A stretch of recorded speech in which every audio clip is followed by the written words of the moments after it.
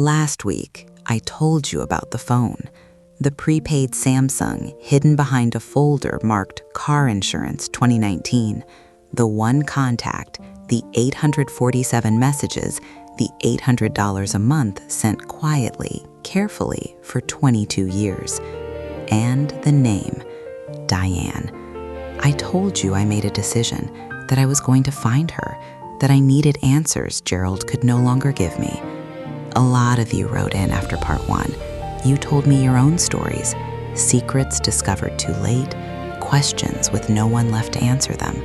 One woman wrote, and I haven't stopped thinking about this. She said, "Margaret, grief doesn't end. It just changes shape."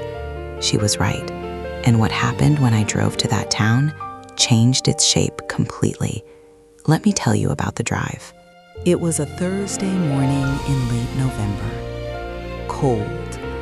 The kind of cold that gets into your coat before you've even left the porch. I told my daughter Christine I was going to visit an old friend from church. I hated lying to her, but I couldn't explain something I didn't yet understand myself. I had the town name from one of Gerald's messages, a small town, about 2 hours south. I had no address, no last name, just Diane and a town. For the first hour of that drive, I rehearsed what I would say. I'm Gerald's wife. I'm Gerald's widow. I found his phone. I know about Claire. None of it sounded right. None of it felt like enough, or too much. I couldn't decide which. By the second hour, I stopped rehearsing. I just drove. There's something about forward motion when your mind is breaking. You can't think too hard when you're watching the road. And maybe that's why I went. Not because I had a plan, but because moving felt better than sitting still in that house with his recliner and his cold coffee and his 41 years of carefully managed lies. I found the town just before noon. I didn't know where to start, so I did something I'm almost embarrassed to admit. I went to the diner on Main Street, and I asked the waitress if she knew a woman named Diane, middle-aged, had a daughter named Claire, lived in town. The waitress looked at me for a long moment, and then she said, "You mean Diane Larson? She works at the school, the elementary school, 2 blocks up." Just like that. Small towns. I sat in my car outside that elementary school for 40 minutes. I watched parents come and go. I watched a crossing guard laugh at something a child said. I watched the ordinary world move around me like I wasn't in it. At 12:20, a woman came out of the side entrance. Medium height, dark hair going gray at the temples, a green coat. She was carrying a bag over one shoulder and looking at her phone. I knew it was her before I even consciously decided I knew. I got out of the car. She was almost to her own car when I said her name. Diane. She turned around. And here's the thing I will never forget for the rest of my life. She didn't look confused. She didn't look like a stranger trying to place a face. She looked like a woman who had been waiting for this moment for a very long time and had never quite believed it would actually come. She knew who I was. Before I said a single word about Gerald or the phone or any of it, she knew.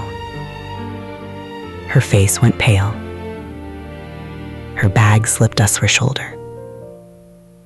And in a voice barely above a whisper, she said, "You're Margaret." Not a question. A statement. I said, "He told you about me."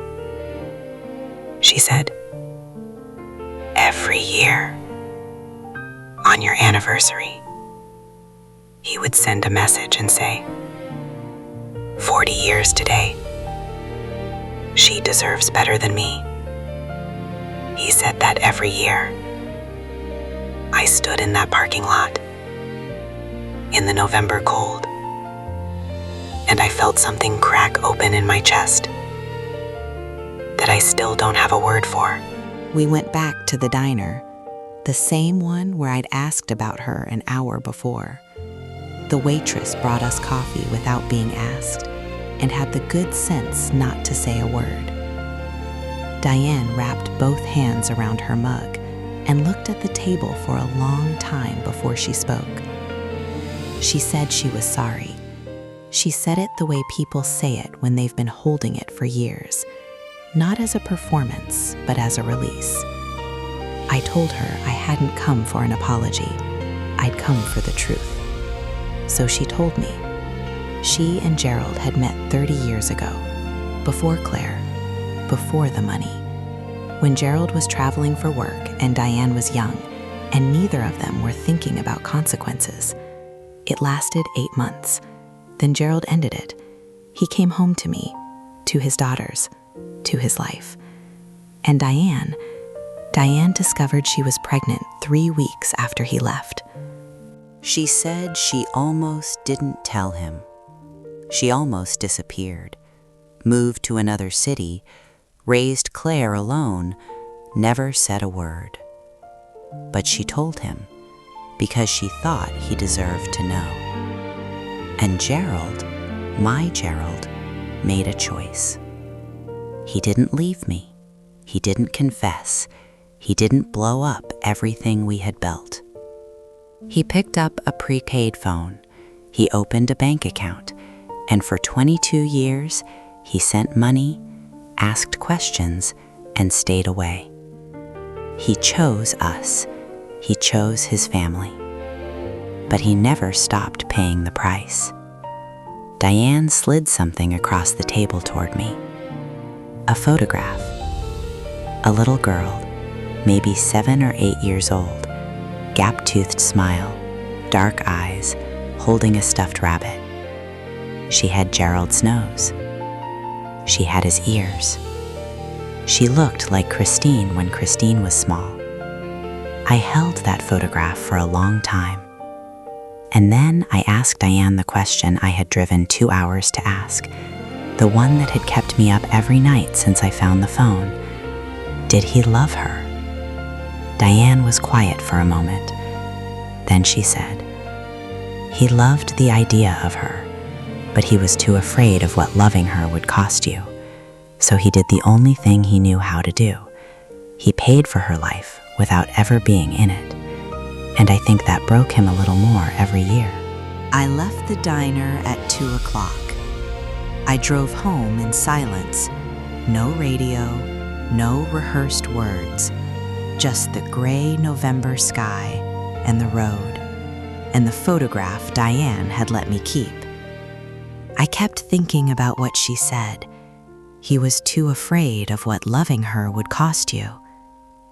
Was that supposed to make me feel better? Was that supposed to be comfort? I turned it over the whole drive home, and by the time I pulled into my driveway, his car still in the garage, his name still on the mailbox, I had arrived somewhere I hadn't expected to be. Not forgiveness. I wasn't there yet. I'm still not sure I'm there. But something close to understanding. Gerald was a flawed man, a deeply, quietly flawed man who made one catastrophic mistake and then spent 22 years trying to contain the damage without destroying the people he loved most. Did he succeed? That depends on what you mean by succeed. Claire grew up. She's 22 now, Diane told me. She's studying to be a teacher. She doesn't know Gerald's name. She doesn't know she has 2 half-sisters in the city. She doesn't know I exist. And that night, sitting alone in the house that still smelled like him, I had to decide something that would affect 3 families, something Gerald should have decided himself, and didn't. I know you want to know what I decided. Whether I told my daughters, whether I reached out to Claire, whether I burned everything, or kept the secret the way Gerald kept it, quietly, carefully, forever. I'll tell you everything in part 3, but I want to ask you something first, something I genuinely want you to sit with before next week. If you were in my position, would you tell them? Leave your answer in the comments, because the responses to part 1 showed me something important. You've lived through things too, and your wisdom matters here. Part 3 is the final chapter, the decision, the conversation with my daughters, and the one single moment that finally gave me peace. Subscribe if you haven't already, and share this with someone who understands that love is never as simple as we want it to be.